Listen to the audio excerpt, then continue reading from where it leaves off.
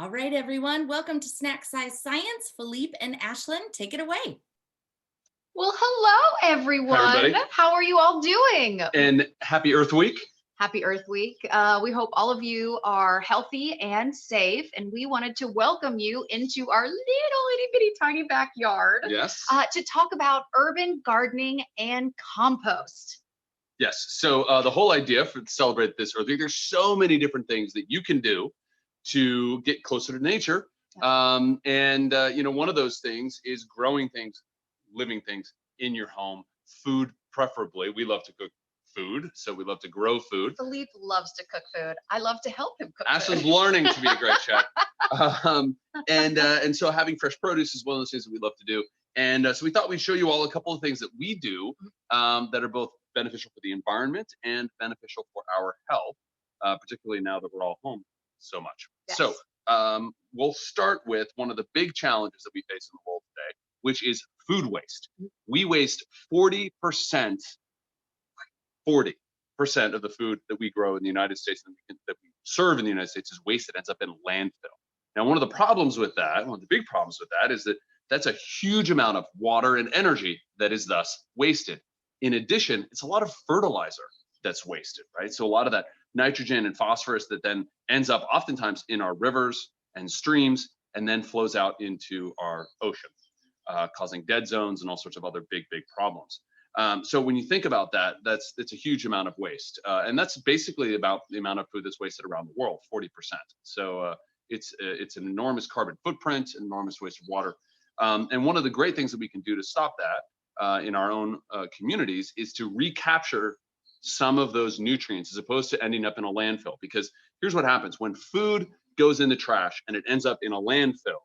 Those landfills are sealed, right? And they're full of trash, of course, and there's no oxygen in that ecosystem. They're anoxic or zero oxygen. And without oxygen, guess what? No bacteria can live.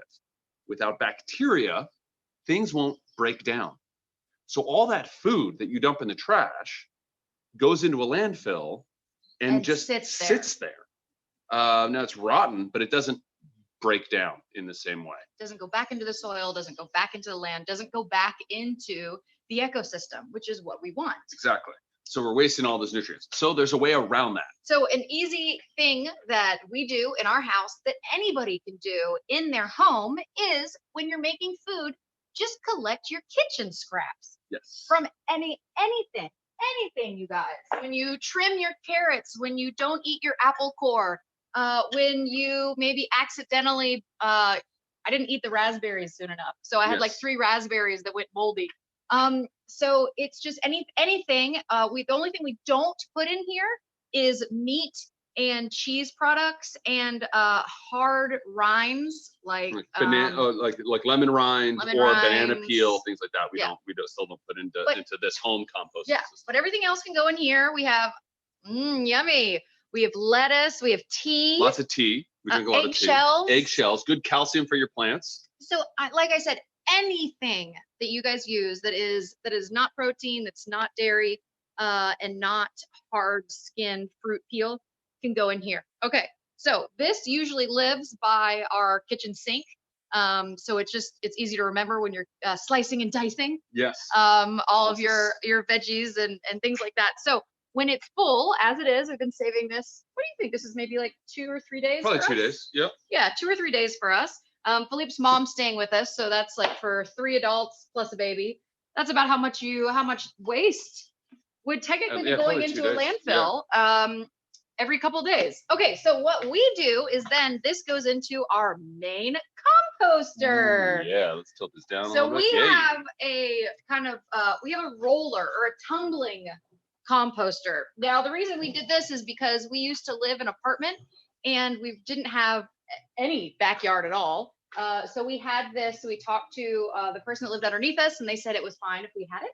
And we just tucked it away in a little corner next to the building, and we used it. So we just take this, we dump it right in,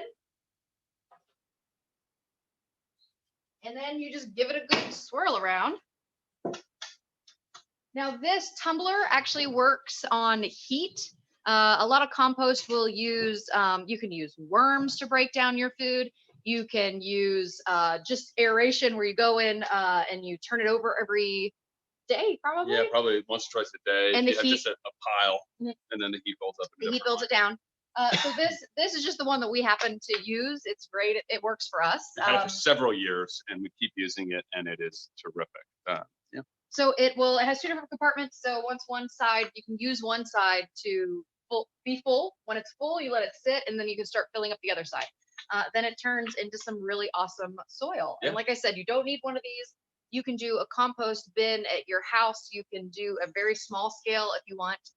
We have a great YLC member, Hugo and Uletti, and he runs Back to Earth, which is all about composting and composting in his community. It started in South Florida. They're now all over, right? All over South Florida. Yeah, it started down towards Miami, and they've spread through South Florida, and he's got some great tips on there. So there are community-based composting programs as well that you can participate in. And it's a great way, as Ashlan said again, to recapture all those nutrients and build that circular system that we need. So put that food waste to good fertilizer use. Yes. Which is what it's meant to do. That's right. In nature. Exactly. Okay, so now Philippe. Oh yes. Ashlan and Philippe, this is Casey with EarthEcho, and we do have a couple of questions coming in from YouTube that I think might be appropriate to ask right now. So 2 questions I have for you. Vivi Rose wants to know why you don't put dairy in the compost. Vivi Rose, you are so smart. You know, dairy just doesn't break down in the same way, and it gets really smelly. I think that also and there's a high fat content, fat and protein, and it will muck up the whole degrading system, degradation of the materials in the compost. So what you really want to do is keep it to fruits and vegetables. Excellent. And then another question that we have coming in is, do you have any recommendations for the best tumbler or compost container that you would recommend? You know what? We will. We've had this one for a long time. We liked it because it was metal, not plastic. And this little home composter is porcelain. It's got a little plastic bucket on the inside, but the outside is all porcelain, or like a ceramic. Maybe not porcelain, but ceramic. So what we'll do is maybe, Casey, we can add into the description. We'll figure out the name of this one and the one that we like, and we'll put it into the description of this video.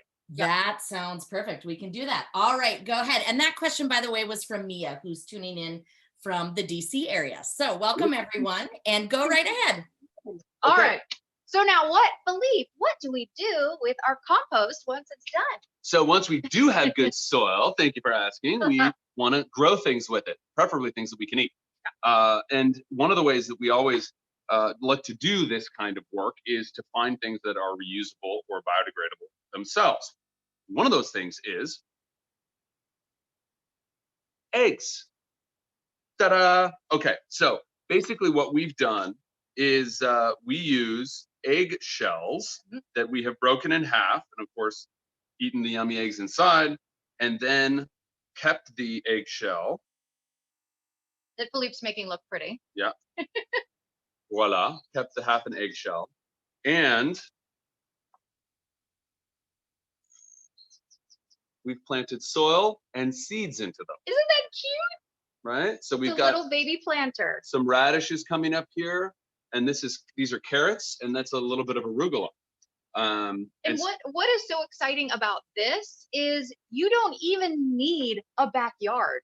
You literally just need a little windowsill to start growing your own seeds. So anybody can do this, and there's really no cost. The only cost of this would be technically soil, but our soil's free because it's our food waste, and the seeds. Everything else is just reused. Yeah, you've already used it anyway. And bonus, the eggshells have calcium in them, which is good for the plants. Now, how I do this: crack open an egg, use the egg, make sure that you kind of have cut in half or broken in half. Then what you need to do, because these need to be watered, is take a drill of some sort at home, take the egg half, and what you want to do is very gently put the drill, watch your fingers, put the drill just lightly on here. It's going to make a little bit of noise. Woo! And you pop a hole right in the bottom of it, right? Now that's for drainage, because you don't want to water a plant and not let there be any area for the water to come out. Yep. It'll just sit, it'll get too wet, it'll kill the plant. And one of the things we do is as a treat, we do like the what we call Mexican Coke, the Coca-Cola for Mexico that actually has real sugar in it. Ashlan loves these. And so we fill this with water and we keep this in our garage, and we just use this then to water each of these every day. So we can kind of control how much water goes in. And once they're about as big as these radishes are. So these were planted, by the way, I'm looking at Philippe's notes on here. They were planted on April 11th from seed. So it's just in what is that, 2 weeks? Yeah, not just even in about 2 weeks. Look at our proper little radishes. And so what we're going to do here is that I'm also going to reuse, because some of the plants that we planted in our backyard, which we'll take you to in a second, this is our driveway, you know, it's hard to avoid, but you end up getting these plastic containers that the plants come in. So we keep these. There's two things you can do with these. Well, there's lots of things, no doubt, you can do with these, but two of the fun things that you can do is obviously reuse them. So I just put some fresh soil in there, and now this is ready to be transplanted out of this egg into this. And then it's going to grow in here for another probably week or two until the radishes we planted a while back are ready to be plucked out of our raised bed gardens. And then we're going to move this in, rinse and repeat. So I'll plant probably seeds into here in another week and restart the whole cycle. So kind of have to sacrifice the eggshell on this, but that's okay, because I will put this eggshell into the composter and start the whole cycle again. Hold this again? Yeah, sure. Ooh, there you go. Right.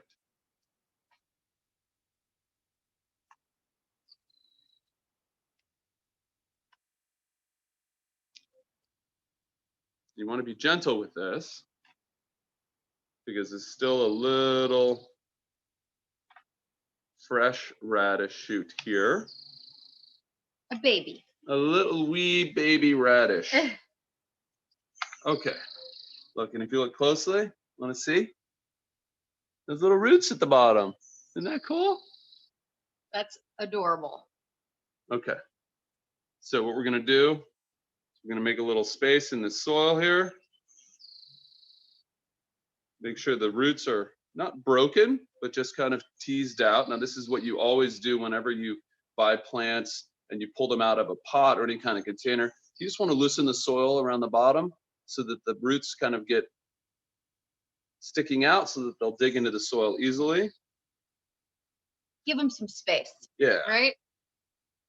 And then as soon as you plant anything, you want to water it right away. Give it a nice dose of water. And there you go. Now, before we move on, I just Happy wanted little to plants. show you, you hold this. Yeah. I just wanted to show you, you know, we're all about obviously reusing. So if you do have to buy something with plastic, like Philippe said, there's multiple things that you can do with these little plastic containers. Obviously, we're using it to help our plants grow up. But another amazing thing that you could do if you live somewhere that is a little wetter than Los Angeles. Unfortunately, we don't have them here in California in our backyard, but if you're lucky enough to have any toads around where you live, you can cut a little scoop, a little door frame, let's call it, out of this, like a little circle, half circle, and you can put this in the ground next to some water, and you know what you got? A toad abode. Which is just fun to say. We love toads and frogs and all those kinds of different animals. So just another example of something that you can reuse this and decorate it. If you have kids at home, you could decorate it, you could paint this, put stickers on, whatever you want, and the toad abode. So yes, good memory. I almost forgot that. And then one other thing we wanted to show you is that a wonderful thing that you can do with tomatoes. We actually had sometimes some of the plants that you end up composting are very resilient. So one day we opened up the composter and we looked inside and we saw a tiny little tomato bud coming out. And so we plucked it. So we took it out. It didn't really have much roots. It was just this tiniest little thing. And we put it in water. And here it is, continue to root, right? So it was, let's see what, this was growing, and yeah, so actually we cut the bottom off of it because it wasn't looking very good, and it pulled through. We put it in water, and a tomato, what's interesting about a tomato stem will, if you put it in water, pump some roots out. So now it's pumping roots, and you're seeing And you a see little that? baby tomato here. We're actually going to plant this into the ground here in a couple days, probably, once these roots get a little bit bigger, and we'll have a new tomato plant. So for now, it's just sitting in another Coke bottle in water. Okay. All right. So Philippe, we want to go show everybody the garden? Yes. So in theory, the next step in a week or two, when this radish has grown a little bit more in this pot, then we will move it to the garden. Okay. So follow us. I'll bring this. You bring the viewers. Hello, viewers. Okay, so we've got not a huge amount of space here. As you see, we've tried to make use of it, and we have planted a bunch of raised beds here. So you can see, let's see all this stuff. This is the best position. All right. So welcome to our little garden. Yeah. So we've got radishes and lettuce. We've got some tomatoes in here that are growing like wildfire. They love being in California. These are strawberries, alpine strawberries that are just starting to get a few little flower buds on them. And Uh-oh, the gardeners are next door. Tell us if it gets too loud. We can move inside with you guys. We've got some beans, and actually I might drop this a little bit. This your tripod. And while you're adjusting that, we do have another question coming in on YouTube. Do you have bugs in your compost? And if so, do you know what they are? Can you ID them? Yeah, so one of the things that happens with compost you have to keep your eye on is making sure that the moisture content in the compost stays consistent. You want it to have some moisture, but you don't want it to be like soupy, like really watery. Yeah. If it gets too much moisture, it will attract a lot of bugs. And so basically the only bugs that we see in our compost, because it's not a vermicompost, it's not for worms or anything like that, you'll see maybe some fruit flies, some things like that flying around it. But as long as you keep that moisture, so if your compost gets too much moisture in it, what you can do is take paper shredding. We have a paper shredder, crosscut shredder at home. So we just make sure we don't put plastic or anything like that in it. And we shred the paper and we put a little bit of that in, and that helps to absorb the moisture in there. You can also go to your local lumber yard and get sawdust. Just make sure it's sawdust from non-treated wood with chemicals, and you can just use pure sawdust, and that will also help to keep the moisture balance in your compost. So that will keep the bugs down, because if it gets too much moisture, more and more bugs will come in there, and it can get kind of gross. But if you keep it kind of like nice crumbly soil that's not dry, but that dark kind of black crumbly soil, kind of roughly that moisture content, that's about right for. I heard somebody describe it as like a brownie, like a moist brownie. That should be the consistency of your compost. There you go, exactly. So anyway, so this is our little backyard here, and what you've noticed, actually, speaking of insects, here these are marigolds. A lot of gardening is about finding balance, and so for us, what we've done is we planted in these fabric pots. We had to get a little bit of soil because we don't have this much compost, so we got some extra soil and mixed it in with our compost. And then we actually bought a little box of worms, and we put some worms in each of these because there was extra compost in them, and the worms really like that compost once they're out of like a tumbler. Hold on 1 second. Our dog is digging a hole. Tina, stop. Don't dig a hole. She's helping us plant, I guess. So we also got some worm casings at the gardening store, mixed that in with the soil, and then we put a little bit of mulch that we got for free here in California, in Los Angeles, because remember, we're in a kind of a warm, dry place in LA, and there's a place down in Griffith Park you can go and pick up free mulch that is from all the gardening that the city does. They provide free mulch. So then we put that on top, which helps keep the moisture in the soil and keeps weeds out. But we planted the marigolds because marigolds actually are a repellent, a natural bug repellent. So we always look for ways to mix it up. Also, bees really like the marigolds, so we're always trying to support pollinators. And there's also, I don't know if you can see, I think Philippe's blocking this. If you move for 1 second towards me, do you guys see the strip, the copper strip that is on this in the back? Well, slugs love lettuce. I mean, they love a lot of things in here, but especially our lettuce. So we actually put copper tape just around in a circle around that pot, and the slugs won't cross that barrier. So again, it's just another great natural way to keep your garden chemical free. Yeah. And look at this, arugula. This is the fruits of our labor after just a couple weeks. We've got arugula growing like crazy. And I tell you, there's nothing more fun. We had a friend before all of this started. Because we've been growing food for a while, but really a lot during this coronavirus. But I remember a few months back, we had a friend that was looking at some of our garden when we only had like 2 pots, and had never actually tasted something that was plucked straight off of the plant, and just eating it just like that. It's so much fun. It's so good for you because all the nutrients are still in this. And yeah, this is our little garden. We've got some beans here, lots of lettuce. This is cucumber. Carrots behind me. That are very happy. They're loving. The carrots are loving it. We have some tomato plants because we love tomatoes. Lots of tomatoes and strawberry. Yay! Our favorite summer snack. Well, one of them's ready. Do you want to? You want to? Hey, you want to split it? Sure. So that's it, everybody. Do we have any questions actually for anyone? So I do want to say we have a lot of viewers on YouTube that are commenting that they do compost and that you are inspiring them to reinvigorate their composting that they have let fall to the wayside. So that's pretty exciting. So one question we have coming in is, do you know of any other natural pesticides that folks can use out there? I know you mentioned the copper tape and you also mentioned the marigolds, which are really cool. Do you have any other suggestions? Yeah, we actually have a couple. So there's one oil that's called neem oil. I think it's N-E-E-M. Yeah, E-E-M as in Mary. So N as in Nancy, E-E-M as in Mary. And that is, I don't even know what it is because I know it's even in some of the chapstick I use. Yeah. But it is it's an oil, neem oil, and bugs don't like it. So you can just spray that on your plants. Also, cayenne pepper. Yeah. Cayenne pepper mixed with there's various different recipes on just lost power in LA. Various different recipes that you find online.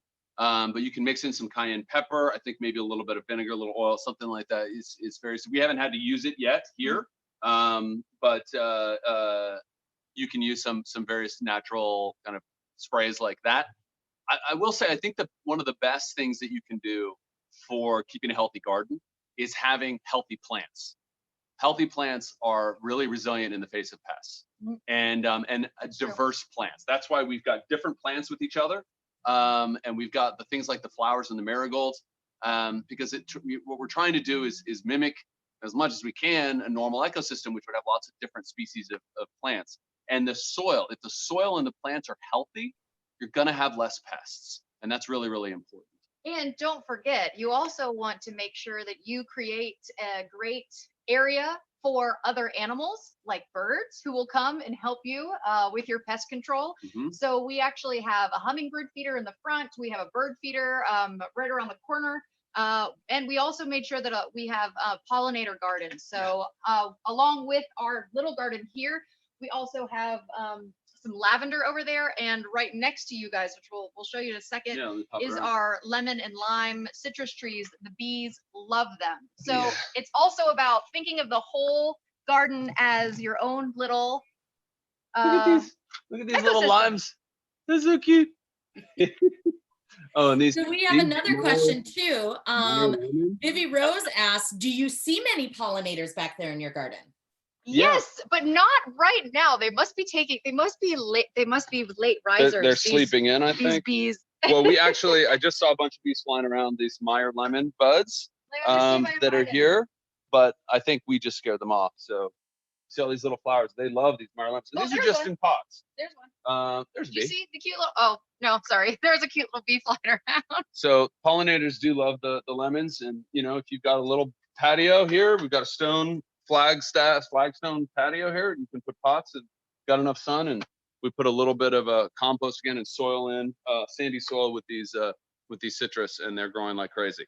So yeah, easy to do. So with your garden, try to think of what you'd like to eat, but then also think of the whole universe it's going to live in. Yeah, so as much as you can have some diversity. And there's a lot of great resources online as well that'll tell you what plants like to be with other plants. Some plants have different needs. So some plants fix nitrogen into the soil. Some plants need nitrogen out of the soil. So you want to try and think about a mix of plants that will support each other. So beans and carrots work well. Beans and lettuce works well, actually. You know, the strawberries and the tomatoes work well. But some of these plants wouldn't work well with each other. So that's another thing. There's lots of great resources online that you can find, but to be cognizant of that. Excellent. We've got a couple more questions. So Mia asks, what is the favorite thing that you have grown in your garden? Strawberries. Tomatoes. Ashlan's got the sweet tooth and I like the salty. So I mean, I love the tomatoes too. But this year is the first year we've done strawberries, so I'm excited about that. Yeah, those are delicious. And the baby likes strawberries too. Yes. And then let's see, we've got a question coming in from Susan, and she's tuning in from Michigan. How many hours of sun per day does your garden get? And is there a recommendation so the plants don't get too much or too little? It depends on the plants. For the tomatoes, strawberries, things like that, we want to make sure you get about 6 to 8 hours a day. That's a good general rule of thumb. I think most things, if you can get 6 to 8 hours a day, are good. Lavender, which likes a little more sun, but if you can get 6 to 8 hours, which we do on our lavender plant, it does fine. Well, and a good growing pains. There you go. Growing pains in our garden. We actually had our lime tree on the other side, and we just noticed that it really wasn't doing as well as the lemon tree, and we realized it probably wasn't getting enough sun. So when we moved it over here to be next to the lemon tree, now they're friends. And now we finally have buds on it. So it just wasn't getting enough sun in the other spot. So we just had to move it. So another thing too, they say when you have a garden is just take a little bit of time every day to just come out and check on it. And you'll notice if something's off, and it's usually really easy to fix. Like Philippe said, if you have healthy plants from healthy soil. And another great tip is that we do is we keep a little, our garden Bible, a little diary of what we've planted where, when we planted it, if we added any compost or if we got any fertilizer or anything like that we put into it, any natural fertilizer, or if we used any pesticides on it, and the dates that we did that, the dates they were planted, stuff like that. That's just really helpful to keep track of everything and know what you've done and what you've got and what because all these different plants, particularly if you're growing from seed, have different germination periods, right? So if you plant the radishes, they're good in 40 days. If you plant the arugula, maybe it's 60 days. So it just depends. Don't quote me on those numbers, but it just depends on the different plants. So writing it down in a little Bible, as we call it ahead of time, or a little diary, is really, really helpful to keep track of your plants. And don't worry, when Philippe said pesticides, he meant all natural pesticides. Yes, like the Cayenne Pepper or any of those kinds of things, the neem oil, etc. So there you go. Great questions. Thank you. Great. Any last tips or any words of wisdom? You know, I just think that it's so fun and rewarding to grow something, to just have a little piece. Like I said, even if you live in a little apartment in New York, I lived in one, I remember, and I had a tiny little windowsill. And even if that's only space you have, if you can grow something, it's just so fun to watch it every day and nurture it. And there's just something special about it. Absolutely. And we you know, for years when we lived in apartments, we had little herb gardens. You can grow a little tomato. It doesn't have to be in a massive pot. It just won't get as big. But you can get little tomato plants on your windowsill in the kitchen. Just growing stuff is healthy and I think hopeful, right? Because when you watch things grow, for me anyway, it gives me hope and enthusiasm and puts a smile on my face every day. Awesome. So we can go ahead and get things wrapped up here with Snack Size Science for today. Terrific. Well, thanks everybody. Thank you all for joining us for Snack Size Science. There's amazing, follow us on our social medias. We'll be posting more of our garden as we continue to grow and eat it. Yep. Look for more information in the description below. Make sure to subscribe to the EarthEcho channel so you get updates on when we're posting new content. And of course, we will be doing Snacks by Science every Wednesday and Friday. So tune in next Wednesday as well for more fun things that you can do at home with your kids to support nature and a healthy lifestyle. Thanks, you guys. Bye, everybody. Bye.